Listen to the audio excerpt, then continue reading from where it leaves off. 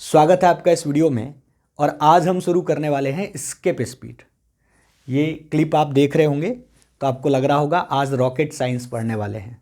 नहीं भाई, 11-12 की फिजिक्स है, नीट जेई की फिजिक्स है, बहुत सिंपल फिजिक्स है।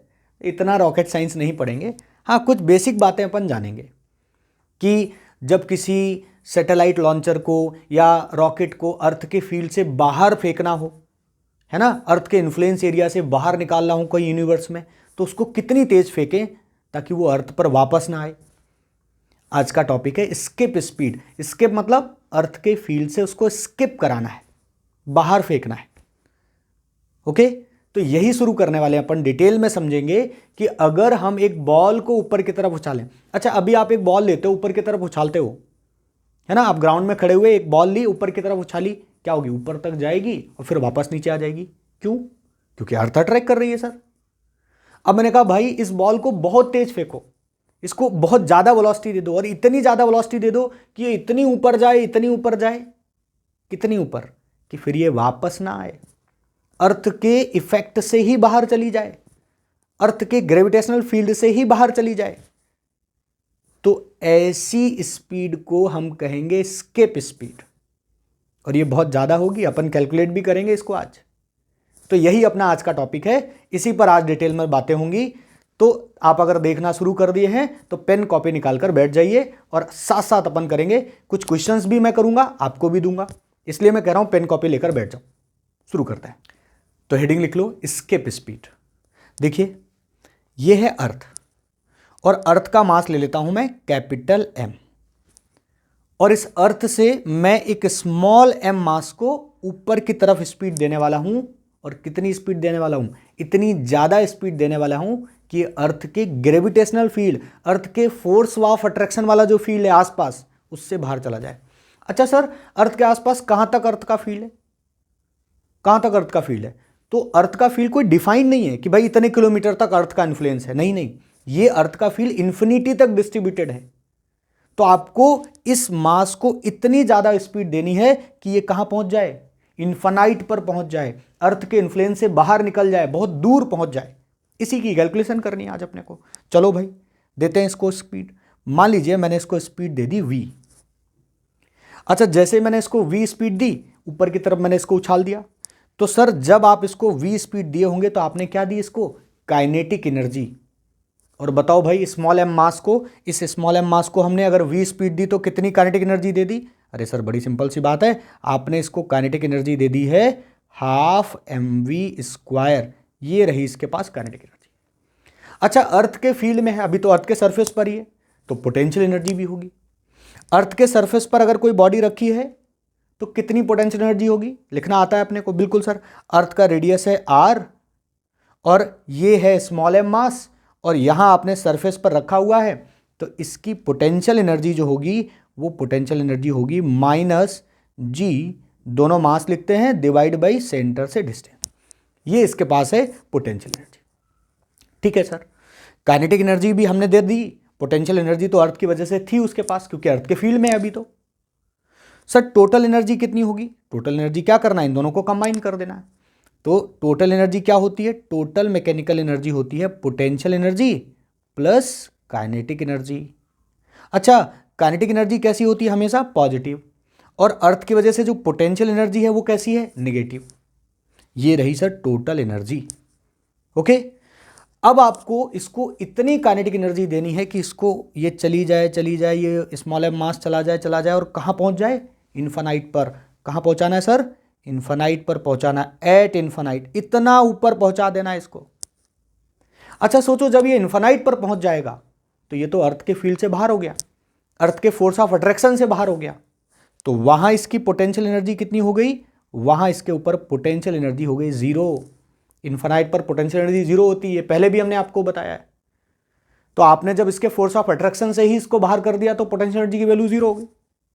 अच्छा, वहीं तक पहुंचा देना है। कहां तक पहुंचाना है? जहां इसकी पोटेंशियल एनर्जी क्या हो जाए? 0।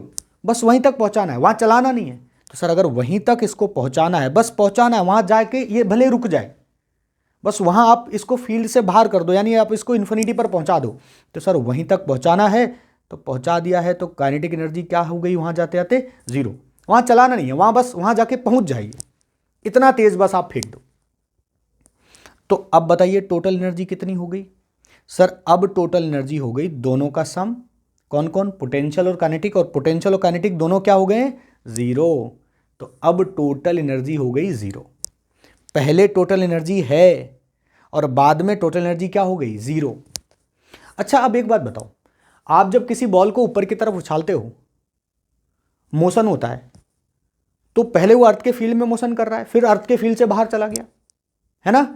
तो जब भी आप किसी बॉल को ऊपर की तरफ उछालते हो, जब ग्रेविटेशनल फील्ड में कोई मोशन होता है, तो हम लोग लगाते हैं कंजर्वेशन ऑफ एनर्जी, यानी किसी भी दो पॉइंट के बीच एनर्जी कंजर्व करते हैं। आपने मोशन अंडर ग्रेविटी में भी ये काम किया था ना? बॉल को नीचे से फेंके तो सर काइनेटिक एनर्जी है, ऊपर जाते जाते वो काइनेटिक एनर्जी कम हो गई, कन्वर्ट हो गई पोटेंशियल एनर्जी में। तो कभी भी किसी भी बॉल को अगर हम अर्थ सरफेस से फेंकें, भले हम उसको इन्फिनाइट पर क्यों ना ले जाएं, तो आप लगा सकते हैं conservation of energy.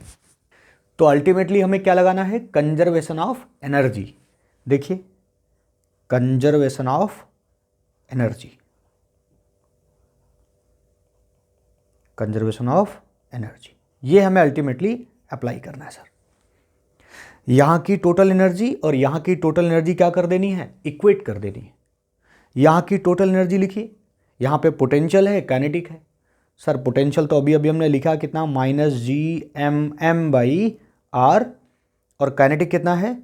½ mv² is equal to, यहां का टोटल देखिए, टोटल जीरो है, तो बस इसको करना है जीरो के बराबर। थोड़ा सा कैलकुलेशन है, हमने देखिए क्या करा, हमने यहां की एनर्जी और यहां की एनर्जी को बराबर कर दिया, यानी हम लगा रहे हैं कंजर्वेशन ऑफ एनर्जी। यही वीडियो की स्ट्रीमलाइन है, ध्यान रखना इस बात को कि हम यहां पर क्या अप्लाई कर सकते हैं? Conservation of energy. Okay, small M cancel out. देखिए ये स्मॉल एम कॉमन लेके उधर कर दो, ये जीरो के साथ खत्म हो गया। क्या बचा जरा देखिए, ये बचा v² इज इक्वल टू, उधर आ जाएगा, 2 को भी उधर मल्टीप्लाई में ले जाइए, तो ये बनेगा कितना? बनेगा 2Gm/r, ये बनेगा सर। इसको आप चाहें तो थोड़ा और सॉल्व करके लिख दें, बताइए जरा क्या बनेगा? ये बनेगा v is equal to √2Gm/r, ये आ गया। ये जो फार्मूला निकल कर आया है, जो आप देख रहे हैं, यही फार्मूला तो एस्केप स्पीड का फार्मूला है। आप चाहें तो इस v के नीचे छोटा सा es लिख दें, ताकि पता चले एस्केप स्पीड का फार्मूला है। क्या फार्मूला है? √2Gm/r। याद कर लीजिए इस फार्मूले को। यहां पर कैपिटल M क्या है? इस अर्थ का मास है। G आप सब जानते हैं ग्रेविटेशनल कांस्टेंट है, और R क्या है? इस अर्थ का रेडियस है। ये जो स्पीड आई है, ये इसमें स्मॉल m का कोई टर्म नहीं आया, इसका मतलब एस्केप स्पीड इस सैटेलाइट के मास पर डिपेंड नहीं करता है। ये फार्मूला आपको एज इट इज याद कर लेना है। अच्छा, इस फार्मूले को हम स्मॉल g के टर्म में भी कन्वर्ट कर सकते हैं। कैसे बताइए? Small g is equal to क्या होता है? Capital G capital M divide by r²। तो बताइए gm किसके बराबर हो जाएगा? gr² के।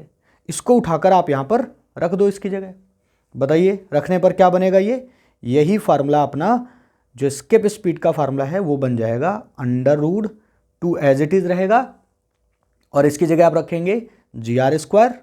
तो देखिए r से r कट गया, ये बन गया √2gr, और ROB किसका है? अर्थ का है। चाहे तो अपने कन्वेंस के लिए आप r के नीचे छोटा सा e लगा दे, ताकि पता चल जाए कि हम अर्थ के लिए लिख रहे हैं। किसी भी प्लेनेट के लिए भी लिख सकते हैं हम लोग, लेकिन अभी हम जनरल जो डिस्कशन कर रहे हैं वो किसके लिए कर रहे हैं? अर्थ के लिए कर रहे हैं। तो सर क्या हम अर्थ के लिए एस्केप स्पीड की वैल्यू कैलकुलेट भी कर सकते हैं? हाँ सर, बिल्कुल कैलकुलेट कर सकते हैं, क्योंकि अर्थ के सरफेस पर g की वैल्यू हमें पता है, अर्थ का रेडियस हम जानते हैं 6400 किलोमीटर है। अगर हम ये सारी वैल्यूज रख दें, तो यहाँ पर ये जो एस्केप स्पीड की वैल्यू आती है, दैट इज अप्रॉक्सीमेटली 11.2 किलोमीटर पर सेकेंड। ये देखो, ये लगभग डाटा आता है। तो ये जो एस्केप स्पीड है 11.2 किलोमीटर पर सेकेंड, आपको क्या लगता है ये बहुत कम स्पीड है? बहुत ज़्यादा स्पीड है ये। एक सेकेंड में 11.2 किलोमीटर्स, यानी आपकी पलक झपकी और 11 किलोमीटर पार। इतनी स्पीड देने के लिए कोई इंजन काम नहीं करेगा, इंजन वैसे इतनी स्पीड ऐसे दे भी नहीं पाएगा। तो क्या करते हैं, जब लॉन्चिंग होती है, रॉकेट जब लॉन्च किया जाता है तब बहुत ज़्यादा ब्लास्ट करा जाता है, जिससे कि उसको इम्पल्स मिलता है, झटका मिलता है, और वो इस हायर स्पीड को अचीव कर पाता है अर्थ के फील्ड से बाहर निकलने के लिए। कोई और प्लेनेट होता, कोई सैटेलाइट में लेकर जाता, किसी और प्लेनेट से लॉन्च करता, तो वहां उस प्लेनेट का जी अलग होता, उस प्लेनेट का आर अलग होता, तो उस प्लेनेट पर स्केप कराने के लिए जो स्पीड की वैल्यू आती वो अलग होती। बोलिए, जैसे मान लो आप किसी और प्लेनेट पे गए और वहां स्केप स्पीड की वैल्यू थी 2 किलोमीटर पर सेकेंड। कितनी थी? 2 किलोमीटर पर सेकेंड। किसी और प्लेनेट पे आप गए और वो स्केप स्पीड आप खुद दे सकते थे।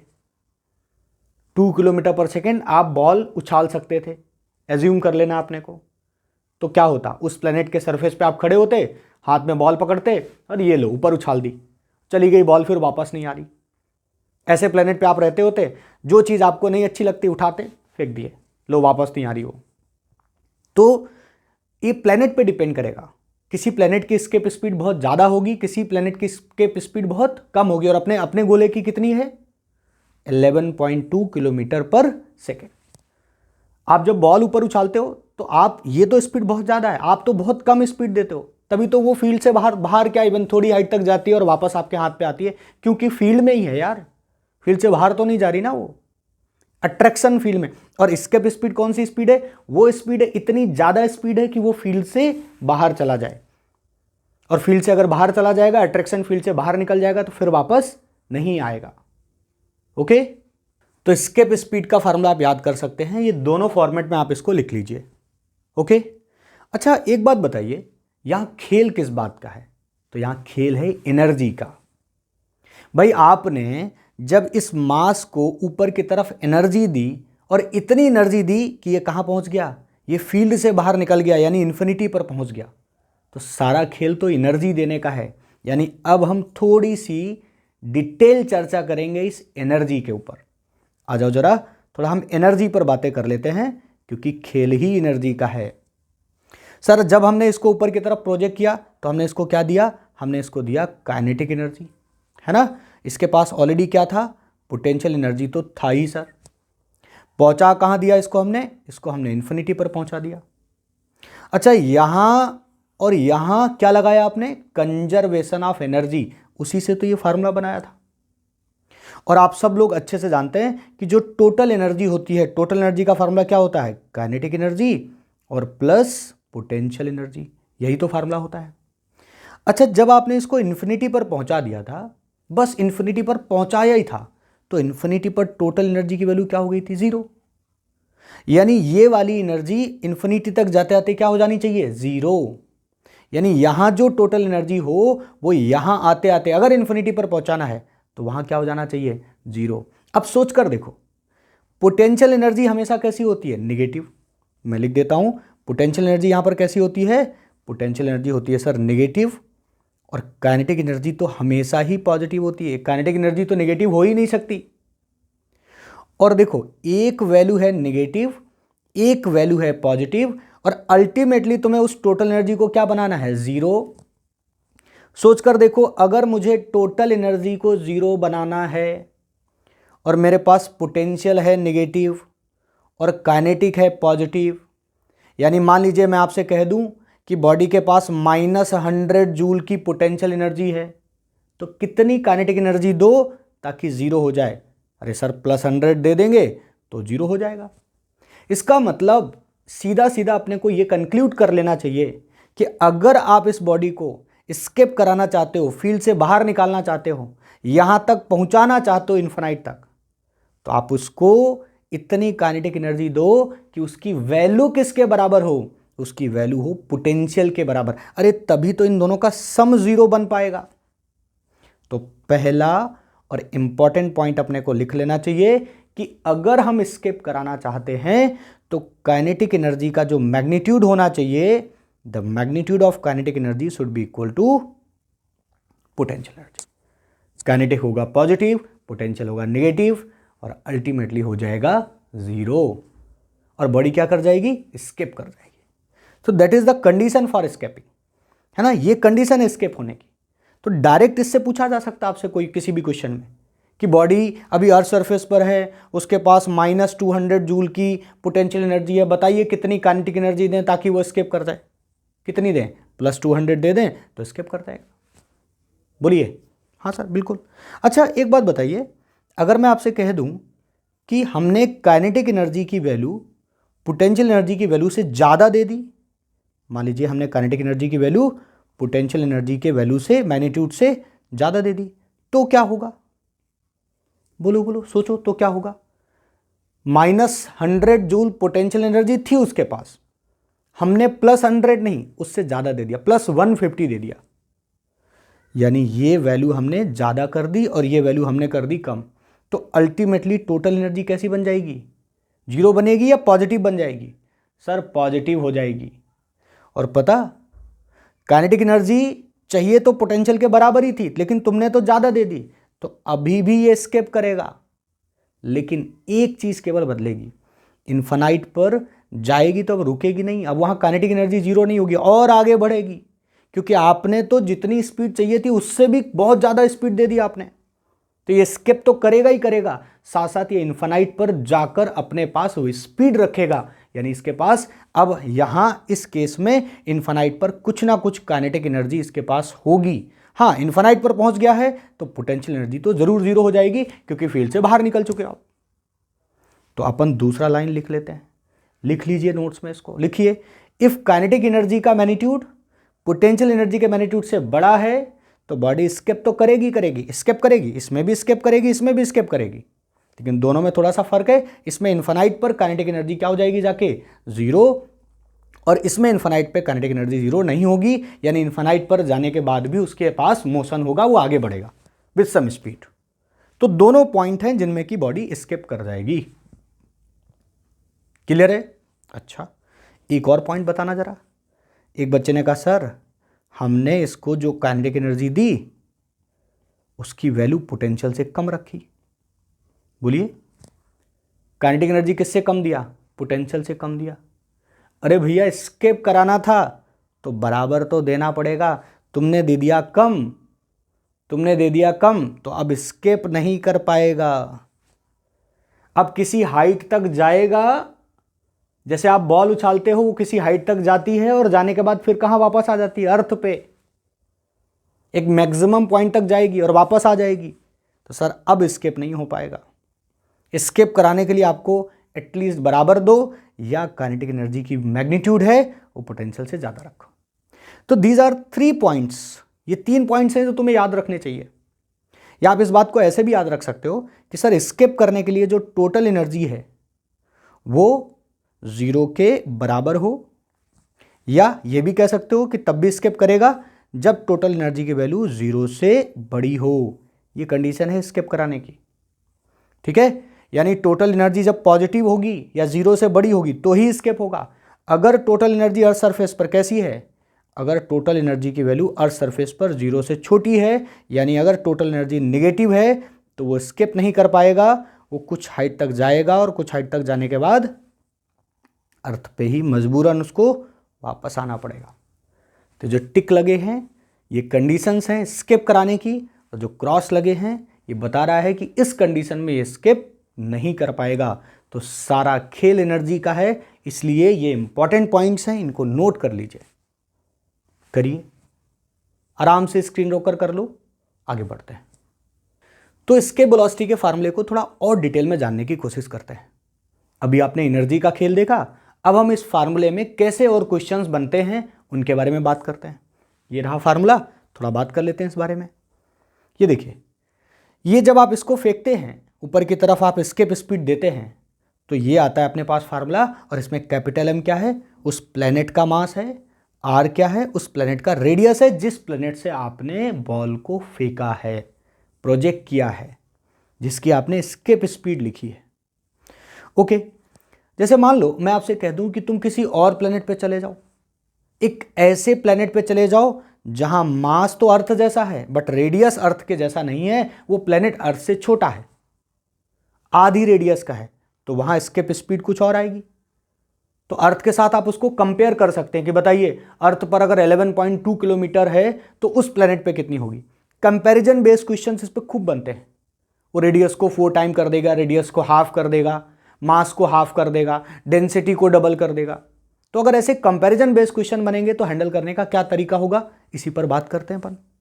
अच्छा, आप चाहें तो यहां पर m के नीचे छोटा सा e लगा दें, r के नीचे छोटा सा e लगा दें, क्योंकि ये फार्मूला हम अब किसके लिए यूज करने वाले हैं, अर्थ के लिए। और किसी जनरल प्लेनेट के लिए अगर हमें लिखना होगा तो उस जनरल प्लेनेट की एस्केप स्पीड होगी और उसमें उस प्लेनेट का मास होगा और उस प्लेनेट का रेडियस होगा। जैसे मान लीजिए मून के लिए लिखना है, किसी के लिए भी लिखना है, जनरल फार्मूला तो ये हो गया। अगर हम अर्थ के लिए लिखेंगे तो नीचे छोटा छोटा ई लगा दिया, किसी और अननोन प्लेनेट के लिए लिखेंगे तो उसके नीचे मैंने पी लगा दिया। ओके, आ जाओ जरा डिपेंडेंसी आपको दिखाते हैं कैसे कैसे ये डिपेंड करता है। एस्केप स्पीड डिपेंड करती है proportional to under root m/r। अब मैं ना p और ना e कुछ नहीं लिख रहा हूं, जिसके लिए भी लिखना हो आपको, अर्थ के लिए, प्लेनेट के लिए, वो लिख लेना। देखो √2g तो कांस्टेंट है, तो बचा क्या, केवल m और r ही तो बचा रूट के अंदर। तो बताइए, g तो यूनिवर्सल कांस्टेंट है, √2g तो कांस्टेंट ही होगा। तो ये केवल किस पे डिपेंड कर रहा है, मास पर और रेडियस पर, और उसके रूट वैल्यू के साथ डिपेंड कर रहा है। अब अगर मैं आपसे कह दूं, देखना सभी लोग, इफ मास इज कांस्टेंट, यानी एक ऐसी कंडीशन दे दूं जिसमें कह दूं कि मास चेंज नहीं हो रहा है, तो बताइए, तो फिर एस्केप स्पीड किस पे डिपेंड करेगी, रेडियस पर, वो भी इनवर्स डिपेंडेंसी रखेगी। ये पहला पॉइंट है कि अगर मास कांस्टेंट दे दिया जाए तो एस्केप स्पीड रेडियस पे डिपेंड करेगी और ऐसे डिपेंड करेगी, अदरवाइज तो मास और रेडियस दोनों पे डिपेंडेंसी है इसकी। हम आपसे कहते हैं रेडियस कांस्टेंट है, दूसरे प्लेनेट का मास अलग है, तो आप केवल मास के साथ डिपेंडेंसी दिखा सकते हो। कोई दिक्कत इसमें? कोई दिक्कत नहीं। अरे सर, ये तो बहुत सस्ती सी बात है, बहुत आसान बात है, आप पूछोगे हम फटाक से जवाब देंगे। ओके, कई बार हम मास के साथ नहीं खेलेंगे, हम उस प्लेनेट की डेंसिटी के साथ खेलेंगे, और फिर हम आपसे डिपेंडेंसी देंगे और आपसे क्वेश्चन पूछेंगे। कर लेंगे सर, हम सब अच्छे से जानते हैं mass is equal to volume into density, और वॉल्यूम स्फीयर का हम कितना लेते हैं, 4π3 πr³। ये देखो, इस फार्मूले से हम सब फैमिलियर हैं, बस कुछ नहीं करना है, मास की जगह यही रख देना है। रखिए जरा, रखिए, बताइए क्या बनेगा। यहीं पर बना लेते हैं इस फार्मूले को, है ना, डेंसिटी के टर्म में बनाते हैं। तो ये डेंसिटी के टर्म में फार्मूला बनेगा 2g, और m की जगह क्या लिखने वाले, डेंसिटी 4/3 πr³, और नीचे क्या चल रहा, और r। इसको थोड़ा और सही से लिखिए, बताइए जरा। यहां देखिए, r से r³, यानी यहां बचा केवल r², और r² को आप रूट से बाहर भी निकाल सकते हैं, है ना। तो क्या बन जाएगा, r अंडर रूट, देखिए ऊपर क्या बचेगा, ऊपर बचेगा, ये बन गया 8 पाई और 3 रहा, और क्या चल रहा है, रो। ये देखिए, ये आ गया, और जी मिस हो गया, कैपिटल जी भी है, ये बन गया। ये किसके टर्म में बना, ये सर डेंसिटी के टर्म में बना, डेंसिटी के टर्म में बना। और ये देखो, ये नंबर तो कांस्टेंट है, कैपिटल जी तो कांस्टेंट ही होता है। तो अगर मैं डेंसिटी और रेडियस के टर्म में डिपेंडेंसी देखूं तो बताइए जरा, स्पीड की क्या डिपेंडेंसी होगी। सर अगर आप डेंसिटी के टर्म में देखना चाहते हो तो यही जो एस्केप स्पीड होगी, ये रेडियस इंटू डेंसिटी पर ऐसे डिपेंड करेगी। देखिए देखिए देखिए, ये नंबर और ये तो कांस्टेंट है, तो आर बचा और क्या बचा, √g बचा, √ρ बचा। रो क्या है, डेंसिटी है, ये रही डिपेंडेंसी। अब अगर मैं आपसे कह दूं कि एक नया प्लेनेट है, उसका रेडियस अर्थ के रेडियस से डबल है, डेंसिटी सेम है, डेंसिटी सेम है, तो डेंसिटी को सेम कर दो। अगर डेंसिटी सेम बोले, डेंसिटी के टर्म में और रेडियस के टर्म में खेले तो ये है, मास और रेडियस के टर्म में खेले तो ये है। दोनों पॉइंट अपने को ध्यान रखने हैं। यानी अगर मैं कह दूं इफ डेंसिटी इज कांस्टेंट, तो आप सीधा सीधा लिख दें कि एस्केप स्पीड रेडियस के प्रोपोर्शनल होगी। ये देखो सर, बहुत सिंपल बातें हैं। डेंसिटी के साथ भी आप खेल सकते हो, आप मास और रेडियस के साथ भी खेल सकते हो। ये हमने आपको डिपेंडेंसी बेस्ड बात कर दी। डेंसिटी डबल कर दें, रेडियस डबल कर दें, तो दोनों कर देना आप, है ना। फिर ये कांस्टेंट मत लेना। बताइए कर पाएंगे आप? चलिए इसको नोट कर लो, फिर हम आपको एक क्वेश्चन कराते हैं इसी पर। नोट करिए। तो आगे हम लोग करेंगे एक क्वेश्चन। देखें जरा स्क्रीन पे क्या कह रहा है क्वेश्चन। क्वेश्चन कह रहा है escape velocity from earth is given, another planet of same mass but radius उसकी 1/4 टाइम्स है that of earth, what is the escape velocity from another planet. बताइए, आसान है ना, बहुत आसान है। आप लोगों ने, हो सकता है एक आध लोगों ने कर भी दिया हो तुरंत पढ़ते ही। देखो देखो देखो क्या कह रहा है, कह रहा अर्थ की तो ये एस्केप स्पीड है, कोई दूसरा प्लेनेट है जिसका मास सेम है बट रेडियस 1/4 टाइम्स है, किससे, अर्थ से। तो अभी अभी आपने डिपेंडेंसी देखी थी, बताइए एस्केप स्पीड कैसे डिपेंड करता था, कैसे डिपेंड करता था, मास पे और रेडियस पे, ऐसे ही तो डिपेंडेंसी थी। और अगर मास कांस्टेंट ले लिया जाए तो केवल और केवल आप क्या लिखते थे, बताइए जरा, तो केवल और केवल रेडियस पे डिपेंडेंसी, यही तो थी, अपॉन में रूट आर ही तो बचे। और ये मास सेम लेने को बोला है बट रेडियस को 1/4 करने को कह रहा है। बताइए इसमें अगर रेडियस 1/4 कर दी जाए, यानी आर की जगह r/4 कर दो, तो बस एक 2 का फैक्टर बनेगा जो ऊपर आ जाएगा। बोलो बोलो बोलो, अरे रूट से 1/4 बाहर निकालोगे तो 1/2 बनेगा और वो ऊपर 2 चला जाएगा, तो बताइए 2 फैक्टर ही तो एक्स्ट्रा आएगा, यानी पहले वाले से अब इसकी स्पीड कितनी हो जाने वाली है, डबल हो जाने वाली है। और डबल में एक ही ऑप्शन अपने को दिख रहा है, एस्केप स्पीड उस प्लेनेट पे डबल होगी। आप चाहें तो उसको डिटेल में भी कर सकते हैं, आपकी इच्छा। आप ऐसे लिखें कि अर्थ के लिए एस्केप स्पीड होती है √2gm/r और नीचे ई लगा दें। उस प्लेनेट के लिए एस्केप स्पीड होगी √2g, और मास भी उस प्लेनेट का कैसा है, सेम ही है, अर्थ के बराबर ही है, तो यहाँ पर m ही लिख दें। बट उसके रेडियस की जगह क्या लिखें, re/4 लिखें, और दोनों को डिवाइड करके देख लें। तो भाई ये और ये तो कट ही जाएगा, केवल किसका फैक्टर बचेगा, 2 फैक्टर बचेगा और आपको आंसर मिल जाएगा। यानी उस प्लेनेट की स्पीड, एस्केप स्पीड अर्थ के एस्केप स्पीड से कितनी है, डबल है। तो डिटेल में करना तो आप डिटेल में भी कर सकते हो, वरना तो डिपेंडेंसी देख लो बस आप, और आपका ऑप्शन आपको मिल जाएगा कि भाई मास तो फिक्स है, बस रेडियस को 1/4 करा है, 1/4 करा तो लो 2 ऊपर चला गया, यानी डबल हो गया सर आंसर। क्लियर है ना, बेहद आसान था, बिल्कुल 0 लेवल का सवाल था, लेकिन शुरुआत यहीं से करेंगे। फंडामेंटल जितने अच्छे क्लियर होंगे ना, कॉन्सेप्ट जितना अच्छा क्लियर होगा, तभी आप अच्छे क्वेश्चंस कर पाएंगे। तो शुरुआत अपने को बिल्कुल बेसिक से करनी है, फंडामेंटल से करनी है। आगे बढ़ते हैं। तो पेश है आपके सामने फंडामेंटल पर बेस्ड एक सवाल, करो जरा इसको, आ जाओ, पढ़ो पढ़ो फटाफट करो। और ये सवाल 30 सेकेंड में करना है, ये रहा टाइमर, चालू करो। 30 सेकेंड में शांत होकर देख रहा हूं कि आंसर आएगा कि नहीं आएगा।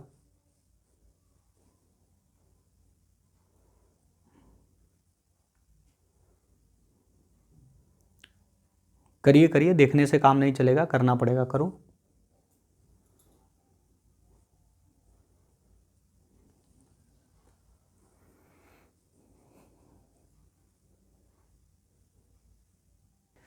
तो इसका करेक्ट आंसर है 4th डी ऑप्शन, यही था तुम्हारा। देखो कैसे करना था, बड़ा सिंपल था यार सवाल। 10 सेकेंड में सवाल पढ़ना था और अगले 10 से 15 सेकेंड में सवाल खत्म। कैसे, escape velocity from earth surface is v, और क्या कह रहा है, एस्केप वेलोसिटी कोई नया सरफेस है, कोई नया प्लेनेट है, और उस प्लेनेट का जो रेडियस है वो 4 टाइम्स है और मास डेंसिटी सेम है। तो अभी अभी आपको रेडियस और मास डेंसिटी पर डिपेंडेंसी मैंने बताई है एस्केप वेलोसिटी की, क्या थी बताइए जरा। v directly proportional to r था और √ρ था, और रो यानी डेंसिटी तो सेम लेने को बोल रहा है यार। तो भाई अगर डेंसिटी सेम लेने को बोल रहा है तो डेंसिटी को मिटा दो, ये लो, यानी केवल और केवल किस पे डिपेंड कर रहा है, रेडियस पे। देखो जब डेंसिटी और रेडियस का केस आए तो आप v directly proportional to r rho को याद रखें, रूट रो को, और अगर मास का खेल आए तो √m/r को याद रखें। तो यहां पर डेंसिटी सेम लेना लिया है, इसलिए मैंने ये फॉर्मेट लिया। अब रेडियस को 4 टाइम्स, तो एस्केप स्पीड भी क्या हो जाएगी, 4 टाइम्स। ये आ गया आंसर। था बेहद आसान, बिल्कुल इजी सा था, 20-30 सेकेंड में मारने वाला सवाल था, इसलिए मैंने टाइम 30 सेकेंड ही दिया आपको। ओके, आगे बढ़ते हैं। आगे पेश है एक और सवाल, और इस सवाल में हम आपको पूरा 1 मिनट देंगे। 1 मिनट आराम से करो, चलो कर दो फटाक से, ट्राई कर लो, करिए, मैं वेट करता हूं।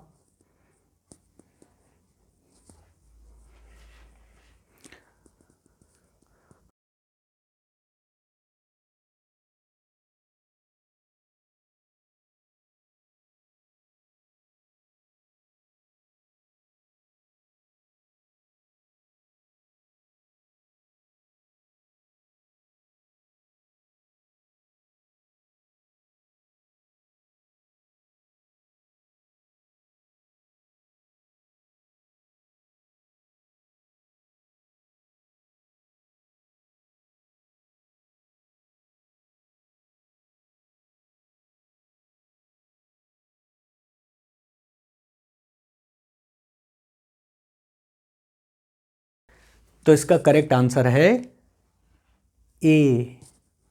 सही था क्या? आ जाओ, देखो कैसे करना था इसको। अर्थ के लिए वीई है एस्केप स्पीड और किसी प्लेनेट के लिए है वीपी। और फर्क क्या है? Whose radius in mean density यानी मास डेंसिटी की बात हो रही है, R twice as that of earth. यानी प्लेनेट का रेडियस और मास डेंसिटी कितना है? ट्वाइस है। तो बड़ा सिंपल है, आप अर्थ के लिए या एस्केप स्पीड की डेंसिटी और रेडियस पे क्या डिपेंडेंसी दिखाते हो? यही तो दिखाते हो, आर और root rho. This is the dependency, याद कर लीजिए इसको। बार बार मैं इसको लिख रहा हूं क्योंकि इस पर क्वेश्चंस आ चुके हैं। तो सर हमें रेडियस को क्या करना है? रेडियस को करना है डबल, आर की जगह कर देना है 2r, और डेंसिटी को भी क्या कर देना है? डबल, रो की जगह कर देना है √2, तो अंदर रूट बचेगा ना। देखिए देखिए देखिए, आर को कर दिया 2r, रो को कर दिया √2 रो। बोलिए जरा, रेशियो ले लीजिए, क्या होगा? आर आर कट जाएगा, रूट रो कट जाएगा, नीचे क्या बच रहा है? क्या बच रहा है नीचे? 2√2। क्या रेशियो गया? 1:2√2। कहो तो मैं डिटेल में कर दूं। क्या करूंगा? एक बार अर्थ के लिए लिखेंगे इसको, एक बार प्लेनेट के लिए लिखेंगे और रेशियो ले लेंगे। था बहुत इजी, 1 मिनट भी ज़्यादा टाइम था इसके लिए। बेहद आसान सवाल था आपके पास ये। बोलिए था या नहीं था? कुछ नहीं करना है, रेडियस की जो भी फैक्टर रेडियस में चेंज करे वो फैक्टर लिख दो, डेंसिटी में जो भी फैक्टर चेंज करे वो फैक्टर लिख दो, और वही रेशियो आ जाएगा। भाई रेडियस को हमने कर दिया डबल, डेंसिटी को भी कर दिया डबल, बताइए जरा कितना फैक्टर एक्स्ट्रा हुआ? अरे 2√2 ही तो एक्स्ट्रा आया, बाद बाकी तो वही लिखा है आर रूट रो। बोलिए, तो आर रूट रो तो कटेगा, यानी 2√2 का फैक्टर एक ऑप्शन में ही तो दिख रहा है आपको, बाद बाकी तो किसी ऑप्शन में ऐसा ऑप्शन ही नहीं है ना। तो ये था सवाल, बेहद आसान बातें हो रही हैं, है ना। ओके, आगे थोड़ा और डिटेल में बातें करते हैं। देखिए जरा, to find the velocity at infinity when body is projected from the earth surface with velocity more than escape velocity. यानी अब की बार हमने बॉडी को फेंकना तो है, लेकिन एस्केप स्पीड जो भी है उससे ज़्यादा और स्पीड देनी है। यानी जैसे आपको अर्थ से किसी को फेंकना है तो 11.2 किलोमीटर पर सेकेंड से ज़्यादा स्पीड दे दी, तो सर अर्थ के फील्ड से बाहर तो इसको जाना ही जाना है। ओके सर, तो सर अब की बार आपने इसकी वेलोसिटी इसके वेलोसिटी से ज़्यादा दे दी, तो ये क्या करेगा? ये प्लेनेट के ग्रेविटेशनल फील्ड से बाहर तो जाएगा, यानी इन्फिनिटी पर जाएगा। लेकिन एक बात का ध्यान रखना, अच्छा इन्फिनिटी पर पहुंच गया है तो पोटेंशियल एनर्जी क्या हो जाएगी? पोटेंशियल एनर्जी तो हो जाएगी सर जीरो। काइनेटिक एनर्जी क्या होगी? पोटेंशियल एनर्जी तो क्या हो गई? जीरो। काइनेटिक एनर्जी क्या होगी? तो सर अब काइनेटिक एनर्जी जीरो नहीं होगी, काइनेटिक एनर्जी कुछ ना कुछ इसके पास होगी। पोटेंशियल एनर्जी जीरो हुई है, काइनेटिक एनर्जी कुछ ना कुछ होगी। क्यों? क्योंकि तुमने अब बहुत तेज फेंका है, शुरुआत की काइनेटिक एनर्जी तुमने बहुत ज़्यादा दी है, इसलिए केवल इन्फिनिटी पर पहुंचा नहीं होगा, वहां पहुंच के चल भी रहा होगा। इसका मतलब इस बॉडी के पास यहाँ भी कुछ ना कुछ वेलोसिटी होगी, v एट इन्फिनिटी कुछ ना कुछ होगा। और वही मुझे अगर कैलकुलेट करना हो तो कैसे कैलकुलेट करेंगे? बताइए क्या अप्रोच होगी उसके कैलकुलेट करने की? बहुत आसान है उसके कैलकुलेशन की अप्रोच। आपको जब भी कोई ऐसा क्वेश्चन आए कि हमने बॉल फेंकी, उसकी हमने स्पीड एस्केप स्पीड से ज़्यादा दी, कम दी, कुछ भी दे, मेन स्ट्रीम लाइन क्या है? Conservation of energy. आप यहां से लेकर यहां तक एनर्जी को कंजर्व करिए। बोलो, कर सकते हैं क्या आप यहां से लेकर यहां तक एनर्जी को कंजर्व? हाँ सर। यहां पे क्या है? काइनेटिक एनर्जी और क्या है? Potential energy. इन्फिनिटी पर पोटेंशियल एनर्जी तो हो गई जीरो, केवल क्या बची? Kinetic energy. लिख दीजिए इसको। आ जाओ लिखता हूं मैं, जरा देखना। यहां पे है पोटेंशियल एनर्जी -Gmm/r और काइनेटिक एनर्जी है ½ mv²। और वहां पर पोटेंशियल तो हो गया जीरो और काइनेटिक कितना है? ½ m, और वो भी v कौन सा? जो इन्फिनिटी पर है, इसलिए उसके नीचे छोटा सा इन्फिनिटी लगा दिया मैंने। ये v कौन सा है? जिससे कि मैंने इस बॉडी को यहां से प्रोजेक्ट किया था। थोड़ी कैलकुलेशन कर दीजिए, बोलिए जरा। ये small m small m small m खत्म। इस 2 का इधर मल्टीप्लाई कर दीजिए तो क्या बनेगा? देखो जरा, v एट इन्फिनिटी का स्क्वायर इज इक्वल टू, इधर बनेगा v²। भाई 2 का मल्टीप्लाई करेंगे तो ये 2 कट जाएगा ना, इधर क्या बन जाएगा? और बन जाएगा माइनस का, और क्या है इधर? माइनस का 2Gm/r। ये देखो ये आ गया। तो बस इतनी सी कैलकुलेशन है। और क्या लगाना था? Conservation of energy. अच्छा, ये जो आपने बताया ना इन्फिनिटी पर जो आपने स्पीड निकाली ना, इसको आप और थोड़ा और अच्छे से बना सकते हो। पता कैसे?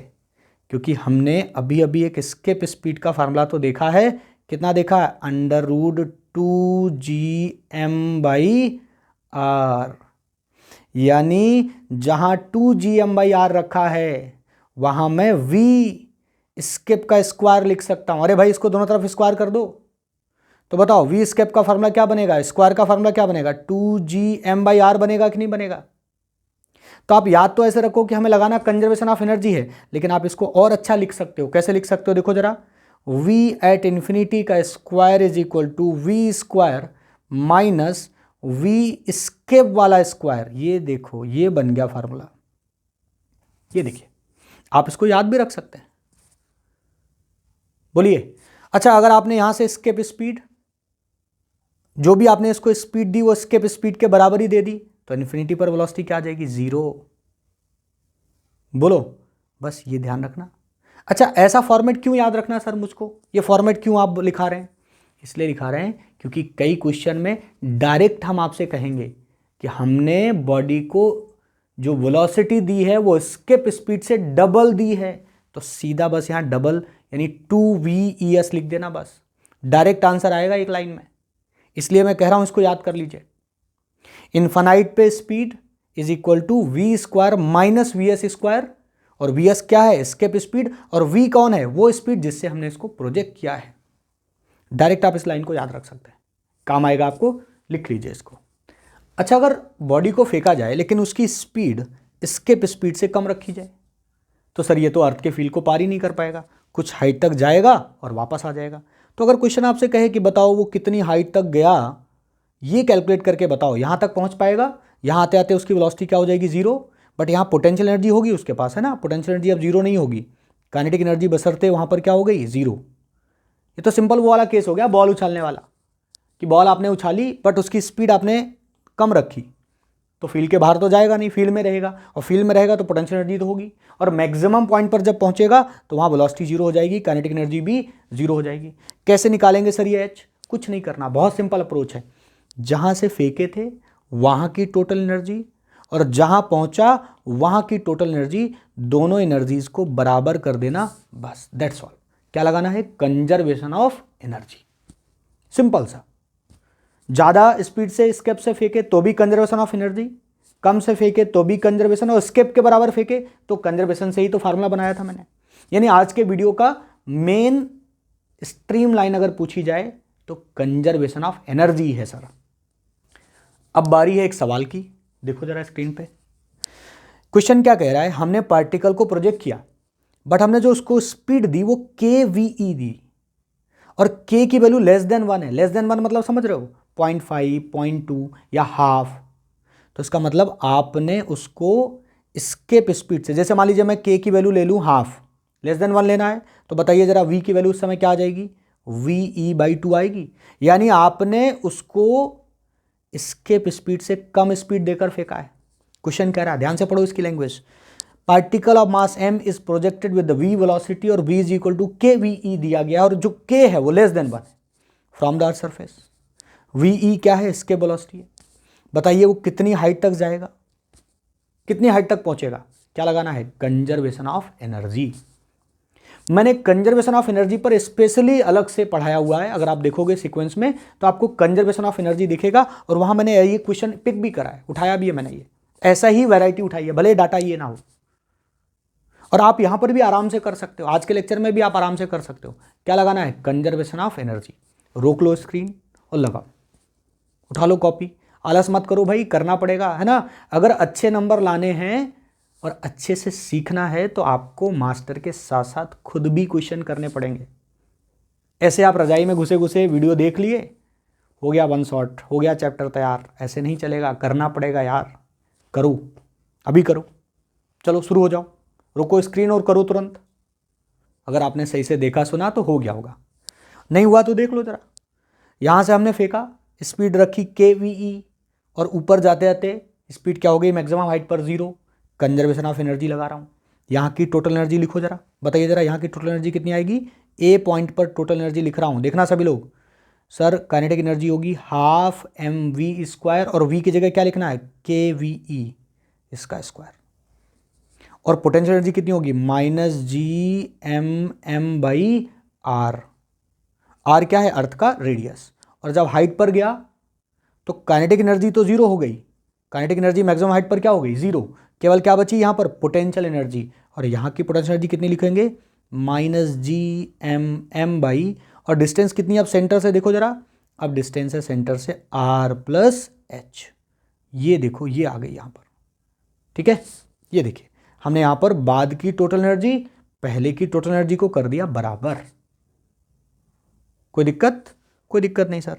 अब थोड़ी सी कैलकुलेशन है, देखो जब आप इसको थोड़ा कैलकुलेट करोगे, और आपकी वैल्यू किसकी चाहिए, आपको h की, और जो VE है ये तो तुम पहले से जान रहे हो, बार बार आप एस्केप स्पीड का फार्मूला पढ़ रहे हो, √2gm/r। अरे ये रख दो, यहां पर रखो, VE की जगह क्या रखो, √2gm/r रखो, स्मॉल m उड़ा दो, GM आएगा उसको भी खत्म कर देना। थोड़ी सी कैलकुलेशन है यार, कर दो थोड़ी सी कैलकुलेशन, इतनी तो करनी पड़ेगी, करो जरा। ऐसे लिखो, VE की वैल्यू डालो और कैलकुलेट करो। मैं नहीं कर रहा आगे कैलकुलेशन, करो आप लोग, करो, रोक लो, करो, और शायद आपका हो भी गया होगा, है ना। बता दो फटाफट कमेंट बॉक्स में कौन सा आंसर सही है इसका, नीट 2021 वाले पेपर का इनमें से कौन सा ऑप्शन आपका सही जा रहा है, फटाक से कमेंट कर दो।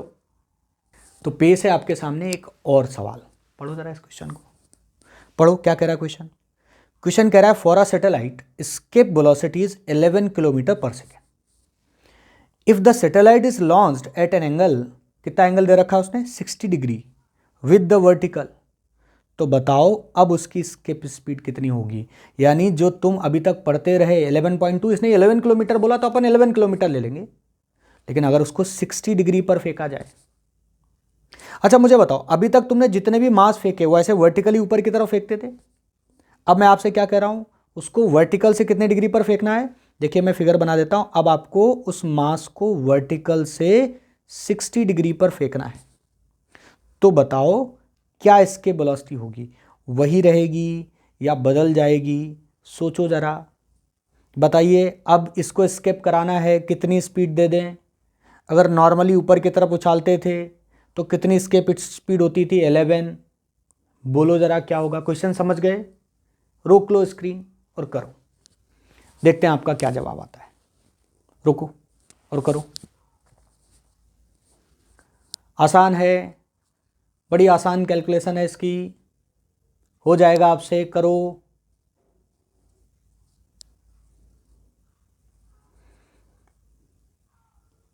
करिए करिए। तो इसका करेक्ट आंसर है, क्या आंसर लगाया आपने, इसका करेक्ट आंसर है 11 km/s। यही था या कुछ और था, गलत होगा। अगर आपने थोड़ा सा एक्स्ट्रा दिमाग लगाया होगा इसमें तो आपसे गलती हो सकती है इसमें। अच्छा मुझे बताओ, सर हमारा तो ये नहीं आ रहा, हमने तो कंपोनेंट कर दिए, हमने इधर आपने V स्पीड पूछा था, हमने इधर V sin 60 cos 60 ये सब लगा के सॉल्व कर दिया। नहीं, फंस गए आप, सवाल ने आपको थोड़ा घुमाया और घूम गए, उल्लू बना दिया सवाल ने आपको। देखो जरा, एक्चुअल में उसने 60 डिग्री पर तो फेंका, और उसको क्या कराना है, एस्केप कराना है। तो मुझे बताओ, जब आप एस्केप वेलोसिटी लिखते थे, एस्केप का कॉन्सेप्ट लिखते थे, तो आप कैसे लिखते थे? आपने किसी भी बॉल को यहां से फेंका था तो उसको आपने स्पीड दी थी v, और स्पीड देते ही स्पीड किसी एंगल पर नहीं, आपने सीधी सीधी स्पीड दी थी। अब सोचो अगर मैं स्पीड एंगल पर दूं और फिर मैं तुमसे पूछूं कि अब बताओ काइनेटिक एनर्जी कितनी होगी, तो सर अब काइनेटिक एनर्जी होगी, अरे भाई अभी भी तो mv² ही लिखोगे ना यार। काइनेटिक एनर्जी को डायरेक्शन से कोई लेना देना है क्या? मैं तुमसे कहूं बॉल को ऐसे उछालो v स्पीड से, या बॉल को ऐसे फेंको v स्पीड से, या किसी एंगल पर फेंको, क्या काइनेटिक एनर्जी लिखने में कोई फर्क आएगा? नहीं सर, काइनेटिक एनर्जी तो जैसे पहले लिखते थे वैसे ही लिखेंगे। पोटेंशियल एनर्जी जैसे पहले लिखते थे वैसे ही लिखेंगे।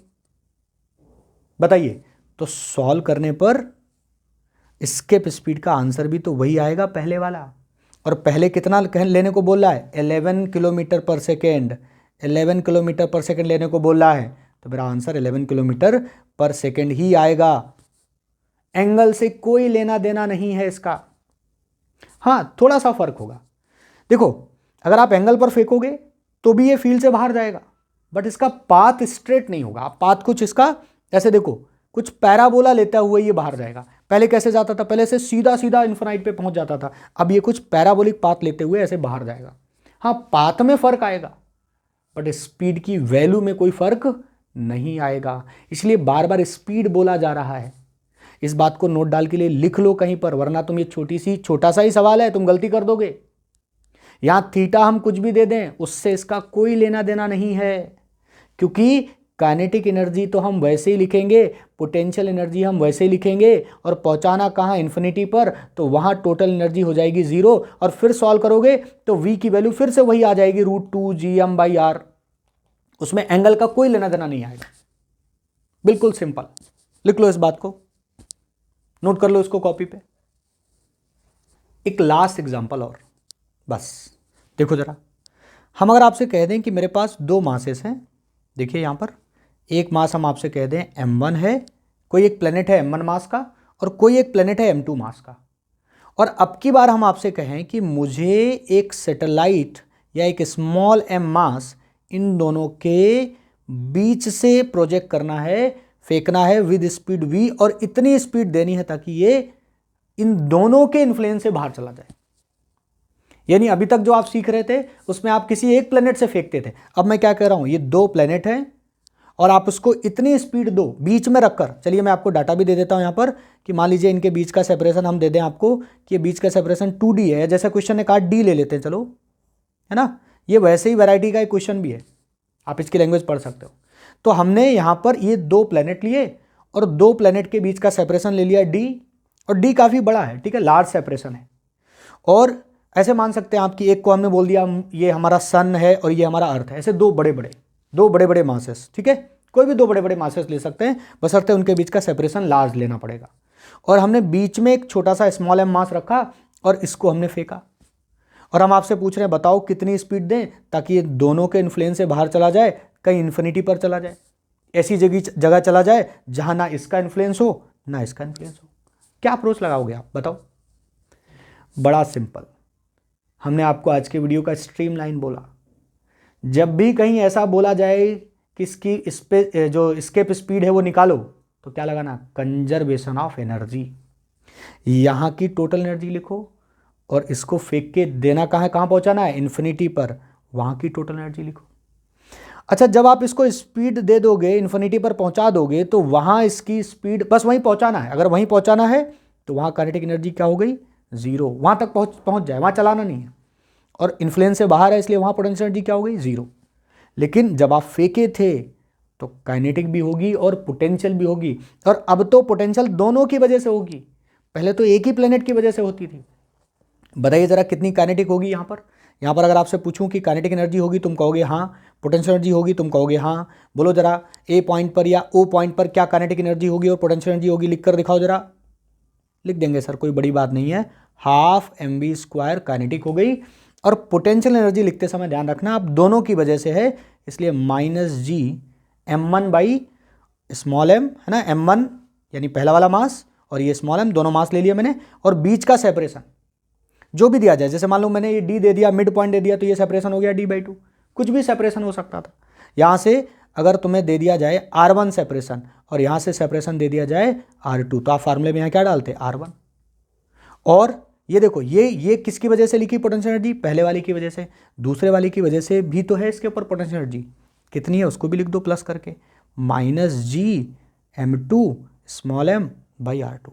ये देखो ये रही टोटल एनर्जी जब हमने उसको यहाँ से प्रोजेक्ट किया, और इन्फिनिटी की टोटल एनर्जी क्या हो गई, 0। दोनों एनर्जीज को क्या कर दो, इक्वेट कर दो, यानी अभी की टोटल एनर्जी और इन्फिनिटी की टोटल एनर्जी को कर दो बराबर, आपको इस v यानी एस्केप स्पीड का फार्मूला मिल जाएगा।